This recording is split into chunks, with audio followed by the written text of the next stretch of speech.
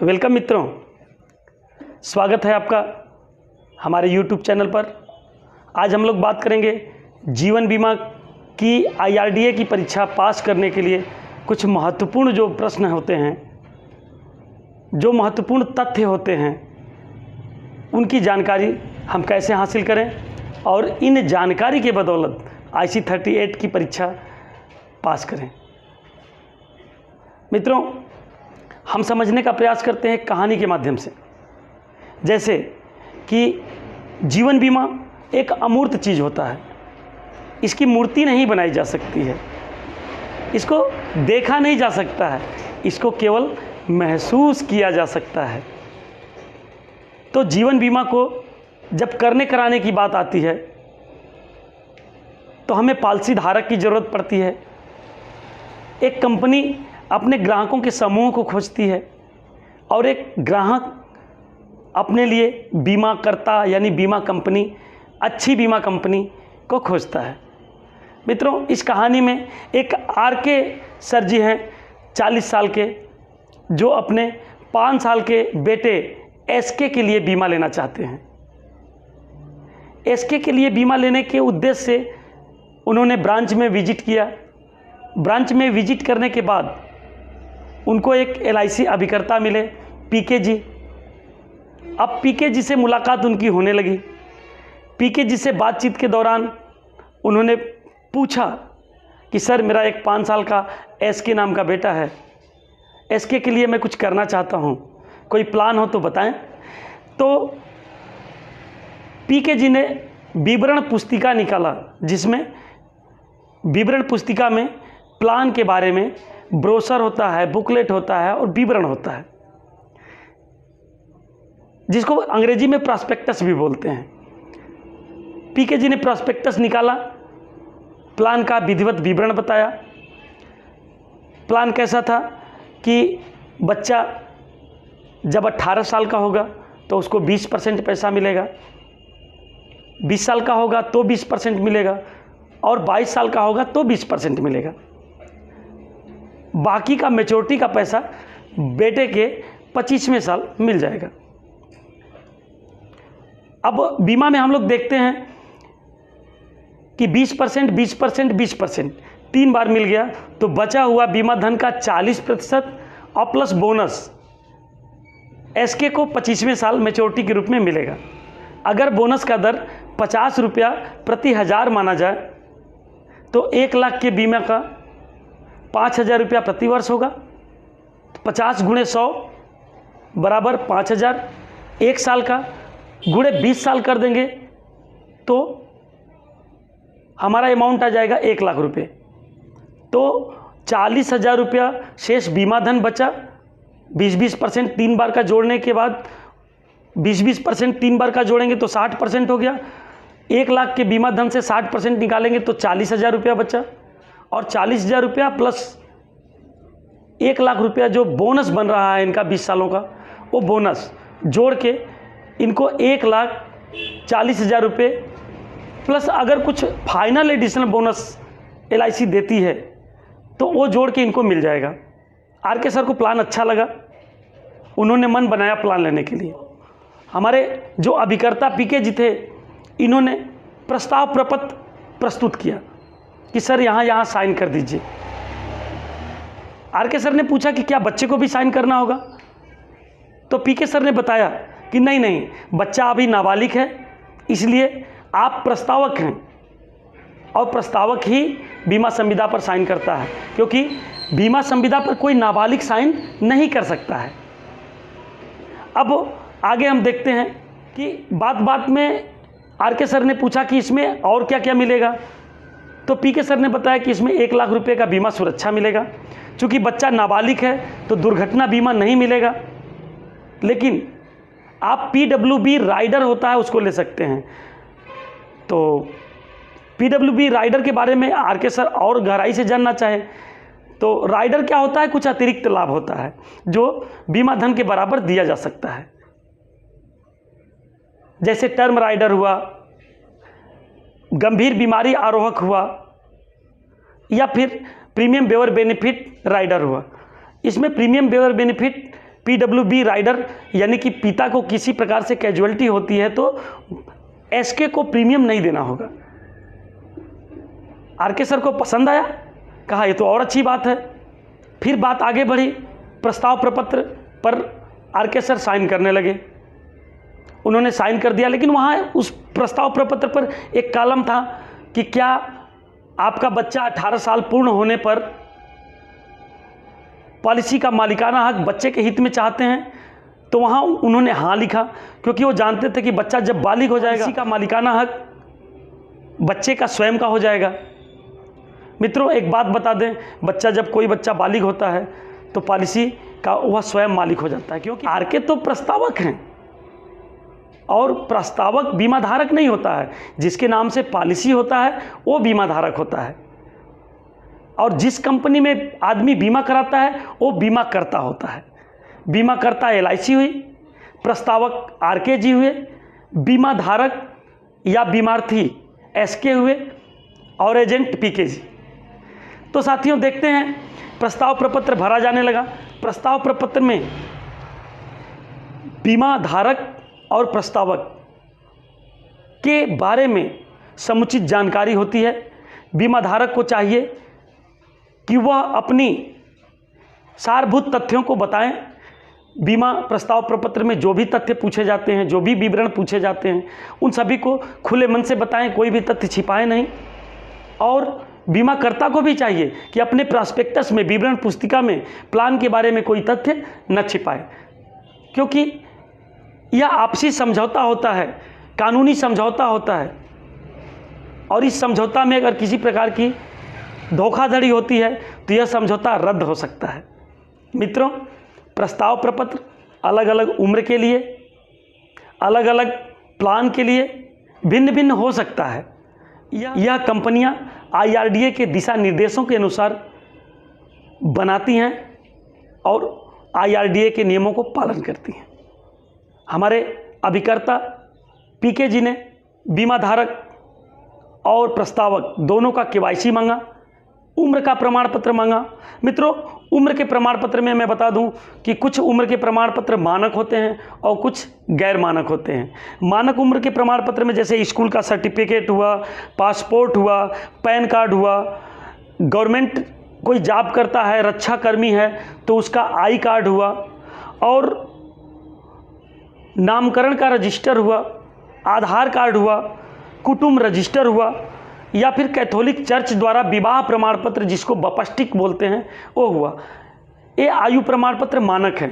लेकिन जैसे कि राशन कार्ड हुआ, जैसे कुंडली हुआ, प्रधान द्वारा दिया गया प्रमाण पत्र हुआ, या स्वयं का घोषणा पत्र हुआ, यह गैर मानक है, इसकी मान्यता नहीं होती है। और गैर मानक उम्र के प्रमाण पत्र से बीमा होता है तो बीमा कंपनियां कुछ प्रतिशत प्रीमियम ज़्यादा लेती हैं। उम्र का प्रमाण पत्र देने के बाद हमें KYC के रूप में अपना ID प्रूफ, एड्रेस प्रूफ देना होता है, साथ में एक फ़ोटो भी लगाना होता है। मित्रों, KYC का फुल फॉर्म होता है नो योर कस्टमर, यानी अपने ग्राहक के बारे में समुचित जानकारी लें। KYC में फ़ोटो भी होता है, ID प्रूफ भी होता है, एड्रेस प्रूफ भी होता है, और साथ ही साथ एज प्रूफ भी हो सकता है। KYC लेने के बाद PK जी ने RK सर के फार्म को सबमिट किया, मदद करके भरवाया, और भरवाने के बाद बीमा करते समय एजेंट अपना रिपोर्ट भी लगाता है, जिसको अभिकर्ता का गोपनीय रिपोर्ट कहते हैं। तो PK सर ने अपना अभिकर्ता का गोपनीय रिपोर्ट भी भरा, और साथ ही साथ चूँकि बच्चे का बीमा था, या फिर कुछ ऐसे बीमा में मोरल हैजार्ड रिपोर्ट की ज़रूरत पड़ती है जो CLIA द्वारा या डेवलपमेंट अफसर द्वारा या ब्रांच मैनेजर द्वारा लगाया जाता है, तो उसको भी लगवा लिया। अब चूँकि बच्चे का बीमा था तो उसमें बीमांकन करता जिसको बीमा का स्वीकृति देना है, उन्होंने कहा कि इसमें मेडिकल चिकित्सकीय जांच की ज़रूरत पड़ेगी। तो चिकित्सकीय जांच के लिए डॉक्टर के पास गए लोग। डॉक्टर के पास जाने के बाद डॉक्टर ने उनका लंबाई, उनका वजन, उनके हृदय की स्थिति और पल्स की स्थिति, रक्तचाप जांच किया और रिपोर्ट तैयार करके RK सर को दे दिया। जो व्यक्ति बीमा के स्वीकृति के लिए नियुक्त किया गया है उसे बीमाकरणकर्ता कहते हैं। और बीमाकरणकर्ता का काम होता है कि वह बीमा की स्वीकृति दे, जोखिम का मूल्यांकन करे, दर का निर्धारण करे और बीमा को स्वीकार करके अंडरराइट करे। अंडरराइटिंग होने के बाद टाइप होता है पेपर कंप्यूटर में टाइप होने के बाद तब कैश काउंटर पे जाता है और उसका जो भी प्रीमियम आता है उस प्रीमियम को जमा करके प्रथम प्रीमियम रसीद यानी फर्स्ट प्रीमियम रसीद ले लिया जाता है। मित्रों, प्रथम प्रीमियम रसीद मिलने के बाद इस बात से अवगत हो गए कि नहीं, बीमा चालू हो गया। यानी प्रथम प्रीमियम रसीद इस बात का द्योतक है कि बीमा संविदा चालू हो गया। लेकिन यह बीमा संविदा बीमा अधिनियम धारा 1872 के अनुसार दो पक्षों में लिखित और वैधानिक कानूनी समझौता है और यह समझौता के लिए दोनों पक्षों का योग्य होना जरूरी है। इस योग्यता को पूरा करते हुए बीमा हो गया। अब बीमा का प्रमाण पत्र चाहिए, तो बीमा का प्रमाण पत्र पॉलिसी का दस्तावेज होता है जिसको पॉलिसी बॉन्ड बोलते हैं हम लोग। पॉलिसी बॉन्ड ही बीमा के अनुबंध का साक्ष्य है, बीमा संविदा का प्रमाण पत्र है। पॉलिसी बॉन्ड में 3 खंड होते हैं। पहला खंड होता है पॉलिसी अनुसूची। पॉलिसी अनुसूची में बीमा के बारे में पॉलिसी नंबर, नाम, पता, नॉमिनी का नाम, उम्र व प्रीमियम भुगतान संबंधी सूचनाएं होती हैं। दूसरा खंड होता है मानक प्रावधान। मानक प्रावधान में बीमा के जो जरूरी अधिकार, कर्तव्य, शर्त होते हैं, विशेषाधिकार होते हैं, वह वर्णित होते हैं, यानी नियम व शर्तें होती हैं। और आगे होता है विशिष्ट प्रावधान। विशिष्ट प्रावधान में कोई क्लाज, कोई ग्रहणाधिकार, जैसे किसी गर्भवती महिला का बीमा किया गया, जैसे किसी बच्चे का, नाबालिग बच्चे का बीमा किया गया, तो उसमें वो क्लाज लिखा जाता है जिसमें कि यह स्पष्ट किया जाता है कि अगर गर्भवती महिला गर्भावस्था के दौरान मृत्यु को प्राप्त होती है तो इसको बीमा का क्लेम नहीं दिया जाएगा। वो विशेषाधिकार या ग्रहणाधिकार उसमें वर्णित रहता है। मित्रों, बीमा के पॉलिसी बॉन्ड के लास्ट में पृष्ठांकन के लिए पृष्ठ सादा होते हैं और वो इस उद्देश्य से होता है कि अगर नॉमिनी का नाम परिवर्तन करना हो या बीमा के संविदा में कुछ परिवर्तन करना हो, कुछ पृष्ठांकन करके कुछ संशोधन करना हो, तो उसके उद्देश्य से वो पृष्ठांकन के लिए सादा पेज दिया गया होता है। मित्रों, आर.के. सर को पॉलिसी बॉन्ड मिल गया। पॉलिसी बॉन्ड मिलने के बाद यदि आर.के. सर को पॉलिसी पसंद नहीं आती है तो पॉलिसी बॉन्ड मिलने के 15 दिन के अंदर उस पॉलिसी को कूलिंग ऑफ करा सकते हैं। कूलिंग ऑफ का मतलब होता है फ्री लुकअप अवधि, यानी 15 दिन की फ्री लुकअप अवधि होती है। कूलिंग ऑफ कराने के दौरान 15 दिन, 14 दिन, जितना दिन पॉलिसी चला है उतने दिन के पॉलिसी का अनुपातिक प्रीमियम, जीएसटी, स्टाम्प के चार्जेस और कंपनी के एलोकेशन चार्जेस जो होते हैं उसको काटने के बाद ग्राहक को पॉलिसी न पसंद होने पर उसका शेष मूल्य दिया जा सकता है। लेकिन पॉलिसी धारक को अगर पॉलिसी पसंद नहीं है और वह लिखित रूप में देता है, कारण बताता है, तब अगर आर.के. सर को पॉलिसी पसंद है तो वह पॉलिसी को वापस क्यों करेंगे? पॉलिसी को वापस कर सकते हैं, ऐसा अधिकार है। लेकिन आर.के. सर को अगर पॉलिसी पसंद है तो वापस क्यों करेंगे, कूलिंग ऑफ क्यों कराएंगे? क्योंकि कूलिंग ऑफ कराने से नुकसान होता है, ग्राहक की क्रेडिट और साख में बट्टा पड़ता है। मित्रों, आगे देखते हैं कि यदि बीमा कराते समय आर.के. सर पैसा सही जगह से लाए हैं, उनका पैसा वाइट है तो ठीक है। अगर पैसा उनका ब्लैक मनी से कहीं आया है, अगर पैसा उनका कानूनी रूप से वैध नहीं है, तो मनी लॉन्ड्रिंग एक्ट के तहत उनको दोषी पाया जाएगा। इसलिए money laundering act PMLA 2002, money laundering अधिनियम 2002 के तहत मनी लॉन्ड्रिंग का मतलब होता है कि बीमा कराते समय या अपने पैसे को निवेश करते समय अगर आप अपने अवैध पैसे के अवैध मूल्य को छिपाने का प्रयास करते हैं तो आप दोषी या सज़ा के पात्र हो सकते हैं। और मित्रों, मैं आपके बता दूं कि मनी लॉन्ड्रिंग एक्ट के तहत अवैध धन के अवैध मूल को छिपाया जाता है, उसे वाइट मनी बताया जाता है। और ऐसा करते अगर पकड़ा गया तो 7 वर्ष का कठोर कारावास या फिर 5 लाख रुपए तक का जुर्माना आप पर लगाया जा सकता है। यह नियम है मनी लॉन्ड्रिंग एक्ट का। इसमें बड़े बड़े नेता, बड़े बड़े लोग यूं ही फंस जाते हैं। बीमा की अंडरराइटिंग के समय यह चीज़ अच्छी तरीके से देखा जाता है कि पैसा आया कहाँ से, यानी व्यक्ति के स्वास्थ्य का आकलन किया जाता है और साथ ही साथ पैसे का भी अंडरराइटिंग किया जाता है कि पैसा मूल रूप से वैध है या अवैध है। मित्रों, आगे देखते हैं। पॉलिसी का बॉन्ड आर के सर को मिल गया, पॉलिसी पसंद आई, पॉलिसी उन्होंने चलाया। 1 वर्ष के बाद पॉलिसी का रिन्यूअल प्रीमियम जमा हुआ। रिन्यूअल प्रीमियम जमा होने के बाद LIC रिन्यूअल प्रीमियम रसीद जारी की और उनको अभिकर्ता द्वारा भिजवा दिया गया। मित्रों, अगर रिन्यूअल प्रीमियम जमा नहीं होता है, अगर समय से पॉलिसी जमा नहीं होता है, तो LIC कुछ ग्रेस पीरियड भी देती है जो लगभग 30 दिन का होता है।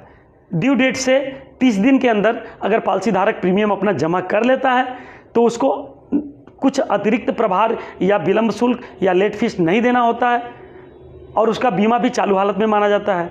अगर 30 दिन के रियायती अवधि के बाद भी प्रीमियम नहीं जमा किया जाता है तो उस पॉलिसी को चूक कहते हैं, उसका प्रीमियम चूक गया और ऐसी पॉलिसी का रिस्क कवर भी समाप्त हो जाता है।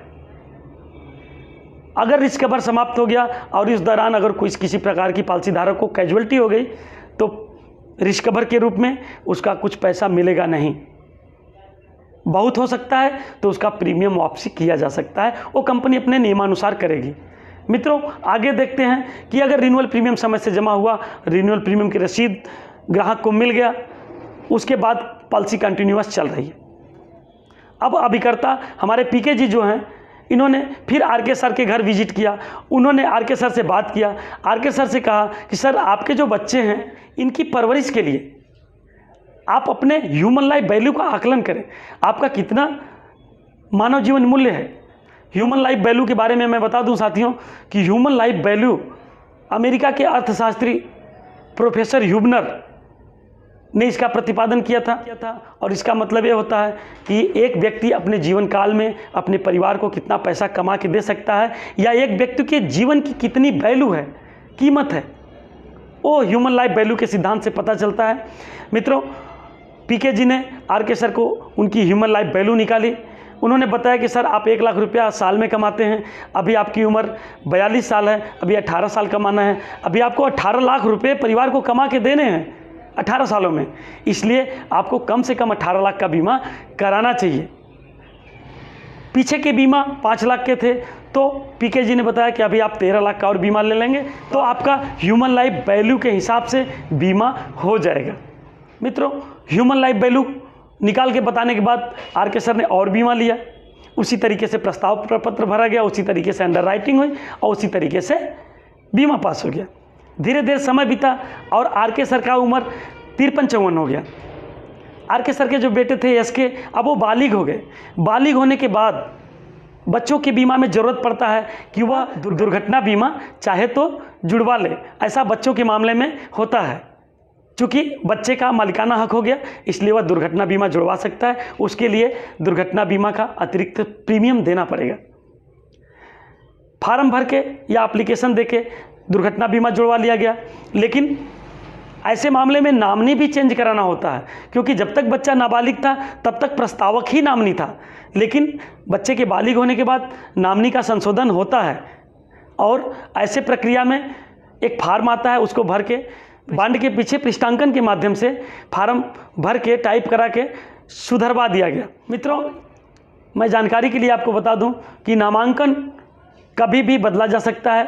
किसी नाम के बदले में किसी को कराया जा सकता है या पॉलिसी धारक को हक होता है। एक के बदले कई नामनी बनाए जा सकते हैं, उनका प्रतिशत बांटा जा सकता है कि इनको इतना प्रतिशत हमारे न रहने के बाद मिलेगा। और साथ ही साथ अगर किसी बीमा में नामनी कोई है नहीं तो ऐसे केस में बीमा कंपनी कोर्ट से लीगल आदेश मांगती है कि आप लीगल रूप से आदेश लेके आइए कोर्ट का कि इस पैसे का भुगतान उनके किस वारिस को किया जाए। तो उसको सक्सेशन के माध्यम से कराया जाता है। मित्रों, बीमा अधिनियम 1938 की धारा 39 के तहत अपने जीवन पर कोई भी बालिग व्यक्ति अगर पॉलिसी लेता है तो वह नॉमिनी बना सकता है। एक भी बना सकता है, कई भी बना सकता है, वह जब चाहे तब चेंज भी कर सकता है। और उसका नामांकन इसलिए करता है कि पॉलिसी धारक की मृत्यु की स्थिति में उसका भुगतान किसको होगा और उसका नाम दर्ज करा देता है, जिसको नॉमिनी कहते हैं। लेकिन ध्यान रहे मित्रों, नॉमिनी को केवल मृत्यु दावा का ही भुगतान होता है, बाकी के अन्य दावों में आंशिक या पूर्ण रूप से वह हकदार नहीं होता है। अगर कोई नॉमिनी नाबालिग होता है तो ऐसे केस में नाबालिग को नॉमिनी बनाने के केस में किसी नियुक्त व्यक्ति का नियुक्त किया जाना आवश्यक होता है। नॉमिनी को कभी भी बदला जा सकता है और अगर पॉलिसी को समुद्देशन कराया जाता है तो ऐसे में नामांकन रद्द हो जाता है, क्योंकि पॉलिसी का पूरा हक जिसको पॉलिसी समुद्देशन किया गया होता है उसका हो जाता है। मित्रों, MWP पॉलिसी की धारा 6 के तहत अगर कोई पॉलिसी ली गई है तो उसमें नॉमिनी या नामांकन लागू नहीं होता है, क्योंकि MWP पॉलिसी का भुगतान हमेशा ट्रस्टी को होता है और ट्रस्टी पत्नी या बालिग बच्चे होते हैं। और ऐसे केस में उनको नॉमिनी नहीं कहा जा सकता है, उनको न्यासी या ट्रस्टी कहा जाता है। अगर कोई ट्रस्टी नियुक्त नहीं किया गया है तो ऐसे मामले में मृत्यु दावा या मैच्योरिटी दावा, किसी भी प्रकार का दावा राज्य के सरकारी ट्रस्टी को मिल जाता है। मित्रों, नामांकन पृष्ठांकन के द्वारा चेंज भी किया जा सकता है, संशोधन भी किया जा सकता है, बदला जा सकता है। अब SK की पॉलिसी मैच्योरिटी के कगार पे आ गई तो एक तरीके का दावा उत्पन्न होता है उसमें, जिसको मैच्योरिटी दावा कहते हैं। मैच्योरिटी दावा उत्तरजीविता दावा के लाभ में आता है, लेकिन इससे पहले जो उनको 20-20 हज़ार रुपया 3 बार मिला है वह मनी बैक हो गया। मनी बैक भी उत्तरजीविता दावा के रूप में आता है। मित्रों, उत्तरजीविता दावा में अगर कोई राइडर लिया गया है, जैसे गंभीर बीमारी आरोहक और गंभीर बीमारी का इलाज कराया गया, तो उसका भी भुगतान उत्तरजीविता दावा में आएगा। और अगर कोई पॉलिसी लोन लेता है, सरेंडर करता है, तो भी उत्तरजीविता दावा में उसका भुगतान मिलेगा। मित्रों, दावा एक प्रकार का मांग है जो बीमा कंपनी को बीमा के संविदा में अपने बीमा धारक के लिए जो निर्दिष्ट वचन दिए गए होते हैं उसे पूरा करना चाहिए। यह एक मांग है और संवैधानिक मांग है। अगर व्यक्ति की डेथ हो जाती है, मृत्यु हो जाती है, तो वहाँ मृत्यु दावा उत्पन्न होता है। मृत्यु दावा में मृत्यु दावा का भुगतान नॉमिनी को या बेनिफिशियरी को होता है। एक मामला ऐसा भी होता है मित्रों कि अगर कोई व्यक्ति बीमा कराया और गुमशुदा हो गया, गायब हो गया, खो गया कहीं, तो ऐसे केस में बीमा कंपनी 7 वर्षों तक इंतज़ार करती है। अगर 7 वर्ष तक कोई व्यक्ति नहीं आता है तो बीमा कंपनी यह मानकर बीमा का भुगतान कर देती है, मृत्यु दावा का भुगतान कर देती है कि यह व्यक्ति अब नहीं रहा। लेकिन अगर वो 7 साल या उससे ज़्यादा समय तक गुमशुदा रहता है तो मित्रों, मृत्यु दावा में एक दावा होता है अर्ली, एक दावा होता है नॉन अर्ली। अर्ली का मतलब कि शीघ्र दावा, जिसमें बीमा कराने से या पुनर्चलन से 3 वर्ष के भीतर अगर मृत्यु दावा उत्पन्न होता है तो वह अर्ली दावा होता है। और अर्ली दावा में कंपनियां जांच तहकीकात करती हैं, उसके बाद तब मृत्यु दावा का भुगतान करती हैं, क्योंकि बीमा अधिनियम में यह वर्णित है कि अगर कोई व्यक्ति बीमा कराता है और 3 वर्ष के भीतर यह पता चलता है, कोई ऐसा तथ्य पता चलता है कि बीमा गलत हुआ है, तो वह बीमा कंपनी उसको खारिज कर सकती है। और यही पता लगाया जाता है डेथ क्लेम में, जो 3 साल के भीतर का होता है, कि कहीं खारिज करने लायक तो नहीं ना है। अगर 3 साल बीत गया है तो नॉन अर्ली दावा हो गया। और नॉन अर्ली दावा का मतलब कि कंपनी को हर हाल में भुगतान करना होता है, जो दावा मांग पत्र भरने के 6 माह के अंदर बीमा कंपनी को दे देना होता है। मित्रों, अगर किसी दावा में किसी प्रकार की शिकायत, धोखाधड़ी या कोई अनबन की बात होती है, ग्राहक को कुछ पसंद नहीं आता है, तो वह अपनी शिकायत IGMS सिस्टम के तहत कर सकता है। IGMS सिस्टम का फुल फॉर्म होता है इंटीग्रेटेड ग्रीवांस मैनेजमेंट सिस्टम, यानी एकीकृत शिकायत प्रबंधन प्रणाली, जिसमें बीमा के लिए लोकपाल बनाया गया है, जो भारत में पहले 12 थे, अब 17 हैं और निर्दिष्ट क्षेत्रीय सीमाओं के भीतर काम करते हैं। यानी कि न जिले वाइज, न राज्य वाइज, न प्रदेश वाइज, या निर्दिष्ट क्षेत्रीय सीमाओं के भीतर काम करते हैं। मित्रों, लोक शिकायत निवारक अधिनियम धारा 1998 के तहत 11 नवंबर 1998 को जीवन बीमा और गैर जीवन बीमा के लिए बीमा लोकपाल का निर्माण किया गया, बीमा लोकपाल को शुरू किया गया और बीमा लोकपाल तमाम शिकायतों का निपटारा करती है। लेकिन बीमा लोकपाल केवल 20 लाख तक के शिकायतों का सुनवाई करती है। 20 लाख से अगर ऊपर है तो आपको उपभोक्ता फोरम में जाना पड़ेगा। बीमा लोकपाल में जाने के लिए किसी ग्राहक को शिकायत उत्पन्न होने या फिर दावा के अस्वीकृति के 1 वर्ष के भीतर बीमा लोकपाल में अपनी शिकायत दर्ज करानी होती है। शिकायत को लिखित रूप में दर्ज करानी होती है। शिकायत स्वयं पॉलिसी धारक भी जाके कर सकता है या फिर शिकायत अपने वकील के माध्यम से भी करा सकता है और उस शिकायत पर 15 दिन के अंदर बीमा लोकपाल सुनवाई करता है।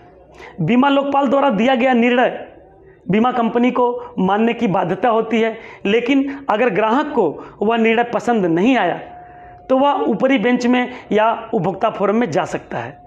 मित्रों, अगर शिकायत को उपभोक्ता फोरम में किया जाए तो वहाँ से भी निवारण प्राप्त हो सकता है। जिला उपभोक्ता फोरम 20 लाख रुपए तक की सुनवाई करता है। अगर 20 लाख से ऊपर का मामला है तो राज्य उपभोक्ता फोरम में जाएंगे, लेकिन राज्य उपभोक्ता फोरम भी 1 करोड़ रुपए तक की ही सुनवाई करता है। यानी राज्य उपभोक्ता फोरम 20 लाख रुपए से अधिक और 1 करोड़ रुपए तक के शिकायतों की सुनवाई करता है। अगर 1 करोड़ से ऊपर की धनराशि की शिकायत है तो आपको केंद्रीय फोरम या राष्ट्रीय फोरम में जाना पड़ेगा। मित्रों, उपभोक्ता वही है जो वस्तु या सेवाओं को इस्तेमाल करने के उद्देश्य से खरीदता है। अगर कोई बेचने के उद्देश्य से सामान खरीदने जाता है तो वह उपभोक्ता नहीं है, वह रिटेलर हो गया। कोई उपभोक्ता ही शिकायत का आधार बन सकता है। अगर कोई दुकानदार अपने प्रोडक्ट की सही जानकारी नहीं देता है तो उसे शिकायत का आधार नहीं बनाया जा सकता है, क्योंकि दुकानदार का काम सामान बेचना है, न कि सुझाव देना है। मित्रों, आरके सर की मैच्योरिटी हो गई। आरके सर ने अपना मैच्योरिटी करा लिया और शान की ज़िंदगी जी रहे हैं। अब आगे के वीडियो में हम यह बताएंगे कि प्रश्न कैसे आते हैं और प्रश्नों को किस प्रकार से स्टडी किया जाए, किस प्रकार से उत्तर दिया जाए। कुछ प्रश्नों को भी हम रखेंगे, तो हमारे नेक्स्ट वीडियो को देखना नहीं भूलिएगा। और वीडियो अच्छा लगे तो लाइक ज़रूर करिएगा, हमारे चैनल को सब्सक्राइब भी कर दीजिएगा और अपने साथियों में शेयर भी करिएगा, ताकि इस वीडियो को देख के ज़्यादा से ज़्यादा लोग IRDA की परीक्षा पास करें, IC38 को अच्छी तरीके से स्टडी करें और सफलता हासिल करें। बहुत बहुत धन्यवाद साथियों। So many thanks.